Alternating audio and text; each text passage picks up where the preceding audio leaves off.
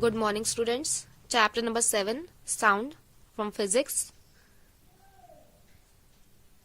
आज हम डिस्कस करेंगे साउंड चैप्टर में पिच एंड फ्रीक्वेंसी के बारे में और ये different in pitch of the different musical instruments, loudness and amplitude. First of all हम साउंड समझते हैं. साउंड क्या है? साउंड इज अ वाइब्रेशन है. साउंड एक टाइप का वाइब्रेशन है जिसके लिए हम कोई भी मीडियम यूज करते हैं. साउंड के लिए मीडियम होना नेसेसरी है. फर्स्ट हम डिस्कस करेंगे पिच एंड फ्रीक्वेंसी. साउंड क्या है? साउंड है लॉन्गिट्यूडनल वेव. लॉन्गिट्यूडनल वेव्स क्या होती हैं? जैसे ये आपकी वेव्स बनी हुई हैं, ये लॉन्गिट्यूडनल वेव्स हैं क्योंकि जो डिस्प्लेसमेंट ऑफ पार्टिकल्स होता है जितना आपका अपर पोर्शन में है उतना ही लोअर पोर्शन में है, तो इसे बोलते हैं लॉन्गिट्यूडनल. मीन्स आप ये वेव्स देख रहे हैं, जितनी अपर साइड में है उतनी ही लोअर पार्ट में है, तो इसे बोलते हैं longitudinal waves. Sound waves moves in medium as a series of compression और रिफ्रैक्शन. जो साउंड वेव्स हैं वो मूव करती हैं कंप्रेशन और रिफ्रैक्शन में. कंप्रेशन क्या होता है? जहां पर आपके पार्टिकल्स मैक्सिमम हो, और रिफ्रैक्शन जहां पर आपके पार्टिकल्स मिनिमम हो. अगर मैं बात करूं इसमें कंप्रेशन और रिफ्रैक्शन की, तो ये देखिए यहां पर पार्टिकल्स मैक्सिमम है, तो ये क्या है? कंप्रेशन. और जो ये खाली पार्ट है वेकेट, ये क्या है? Refraction. Refraction are the region where the particles are spread apart. जहां पार्टिकल्स क्या होंगे? फैले हुए दूर दूर होंगे. इस वेव में हम कैसे बताएंगे कंप्रेशन और रिफ्रैक्शन? जो आपका ये क्रेस्ट, इसे बोलते हैं क्रेस्ट. तो यहां पर क्या है? पार्टिकल्स मिनिमम, तो ये हो गया आपका रिफ्रैक्शन. और जहां पर आपके पार्टिकल्स दूर दूर हैं, जहां पे आपके पार्टिकल्स दूर दूर हैं उसे बोलेंगे रिफ्रैक्शन. और जहां पर आपके पास पास हैं, जैसे क्रेस्ट है, तो यहां पर आपके पार्टिकल्स पास पास हैं, तो ये हो जाएगा कंप्रेशन. ओके.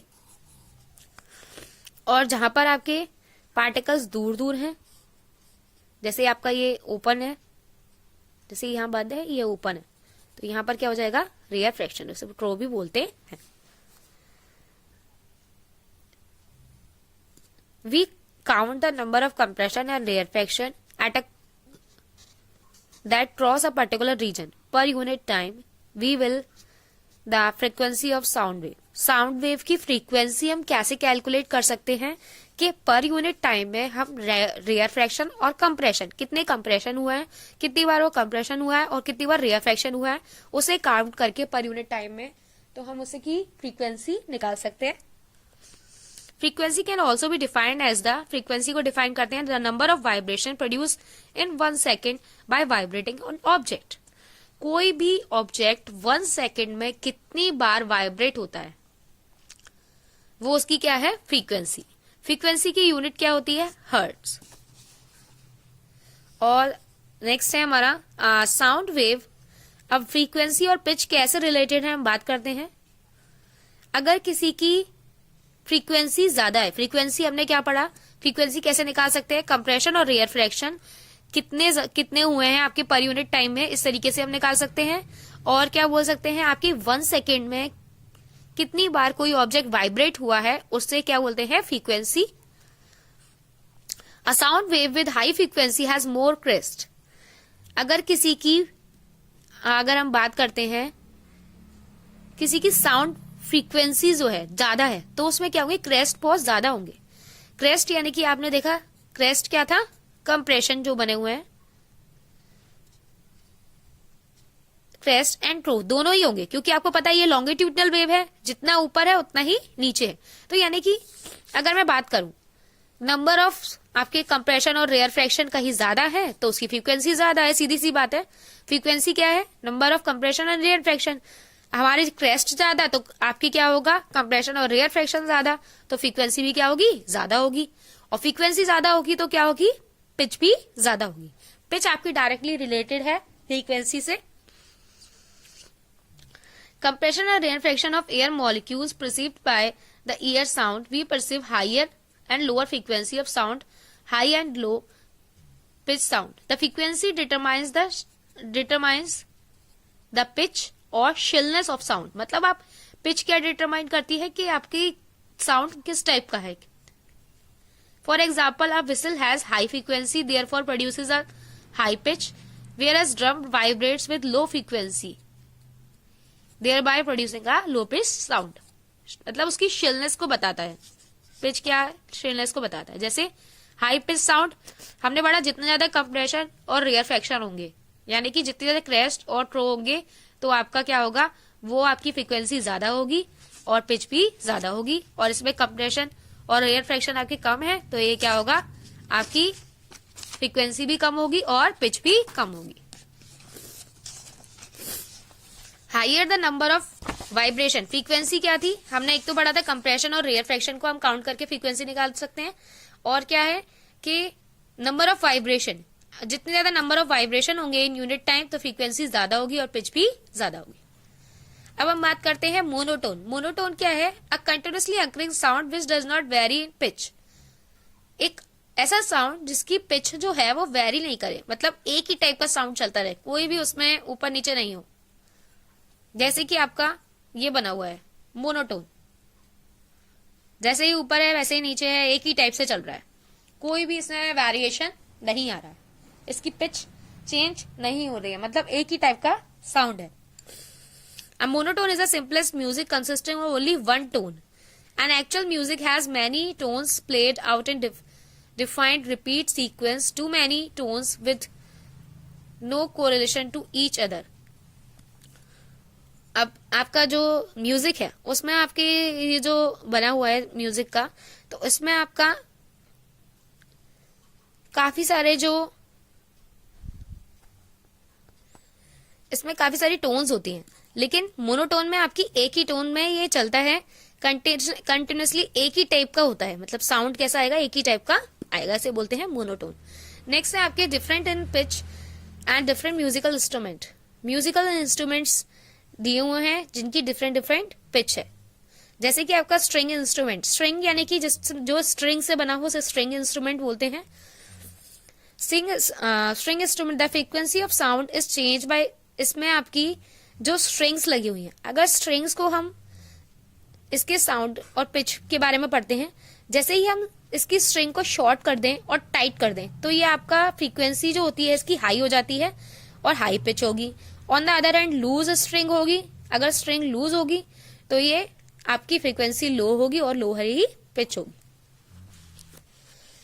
फ्रीक्वेंसी यानी कि क्या है आपका वाइब्रेशन, यानी कि अगर इसका स्ट्रिंग लूज होगा तो ये वाइब्रेट ज्यादा अच्छे से नहीं कर पाएगा, इसलिए इसकी फ्रीक्वेंसी कम होगी. नेक्स्ट है विंड इंस्ट्रूमेंट, जो आपके विंड के थ्रू साउंड प्रोड्यूस करें उन्हें बोलते हैं विंड इंस्ट्रूमेंट्स. जैसे कि आपका fluid, whistle and saxophone. The frequency कैसे हम चेंज करते हैं, इसमें एयर कॉलम बने हुए होते हैं. अगर एयर कॉलम आपके लॉन्ग है तो उसकी फ्रीक्वेंसी आपकी कम होती है, therefore lower pitch. On the other hand short air column अगर शॉर्ट है तो वो हायर फ्रीक्वेंसी प्रोड्यूस करेंगे. और हमें पता है पिच और आपकी फ्रीक्वेंसी दोनों रिलेटेड है, तो जैसे आपकी पिच है वैसे ही, जैसे अगर पिच आपकी लो है तो आपका फ्रीक्वेंसी भी लो है, और अगर पिच आपकी हाई है तो फ्रीक्वेंसी भी आपकी हाई है. नेक्स्ट है आपका परकशन इंस्ट्रूमेंट. इसमें क्या होता है, आपकी जो मेम्ब्रेन होती है वो वाइब्रेट करती है. Percussion instruments produce musical sound by the skin और मेम्ब्रेन. इसकी मेम्ब्रेन को हम जैसे ही स्ट्रक करते हैं तो ये साउंड प्रोड्यूस करता है. Tight membrane produce sound of higher frequency. जैसे ये सेम इधर देख लीजिए, जैसे ही हमने स्ट्रिंग का केस पढ़ा था, स्ट्रिंग टाइट है तो साउंड तेज है, यानी कि साउंड की फ्रीक्वेंसी ज्यादा है. ऐसे ही आपका अगर मेम्ब्रेन टाइट है तो आपकी साउंड की फ्रीक्वेंसी ज्यादा है और पिच भी ज्यादा है. On the other hand loose membrane है तो वो आपका साउंड लो प्रोड्यूस करेगी और लोअर ही पिच होगी. नेक्स्ट है हमारा लाउडनेस एंड एम्पलीट्यूड. आपका एम्पलीट्यूड क्या है, the magnitude of maximum displacement of each particle. जो आपके हमने पढ़ा था कि कंप्रेशन और रेयरफेक्शन था, तो उसमें क्या थे, पार्टिकल्स थे. कंप्रेशन में आपके पार्टिकल्स पास पास थे और रेयरफेक्शन में एकदम स्प्रेड हो रखे थे. तो इस तरीके से एम्पलीट्यूड क्या है, the magnitude of maximum displacement, कितना ये डिस्प्लेस करता है पार्टिकल को अपनी जगह से, अपनी मीन पोजीशन से, उसे बोलते हैं एम्पलीट्यूड। इसे ए से रिप्रेजेंट करा जाता है और इसकी यूनिट होती है metre. It depends on the which object is made to vibrate. किस पे डिपेंड करता है एम्पलीट्यूड, कि कौन सा ऑब्जेक्ट है जिसे हमें वाइब्रेट कराना है। The height of the crest and trough determines the amplitude of sound. हम कैसे डिटरमाइन करते हैं एम्पलीट्यूड को, जो आपकी क्रेस्ट और ट्रो है, जैसे ये है, इसकी हाइट को अगर हम डिटरमाइन करें, ओके, तो ये होता है आपका एम्पलीट्यूड। तो जितनी ज्यादा हाइट होगी क्रेस्ट की और ट्रो की, उतना ही ज्यादा आपका एम्पलीट्यूड होगा। इसमें दोनों में ही आपके 4 क्रेस्ट हैं। नंबर ऑफ क्रेस्ट से डिपेंड नहीं करेगा, हाइट ऑफ द क्रेस्ट पे डिपेंड करेगा amplitude.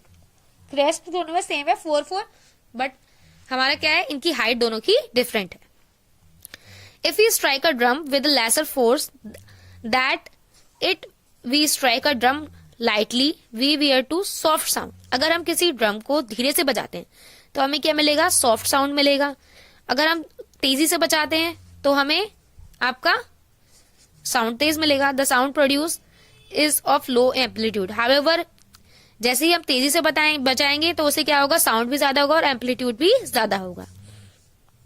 Hence, amplitude of sound is determines the loudness of the sound. Amplitude क्या डिटरमाइन कर रहा है, साउंड की सॉफ्टनेस को और आपकी लाउडनेस को। The loudness of the sound is proportional to the square of the amplitude. Loudness कैसे निकाल सकते हैं, एम्पलीट्यूड ऑफ वाइब्रेशन है उसका स्क्वायर के इक्वल होती है।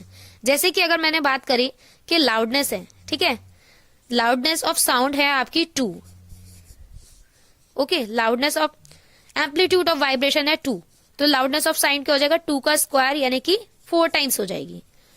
एम्पलीट्यूड ऑफ दस amplitude doubles the loudness, amplitude doubles the loudness increases 4 times, आपके 4 टाइम्स इंक्रीज हो जाएगी। The unit of loudness is decibel, dB से डिनोट करते हैं। The safe limit for loudness for human ears is 85 dB। dB क्या है, decibel. तो ये हमारा चैप्टर जो है फिनिश हो गया है, sound. Thank you so much.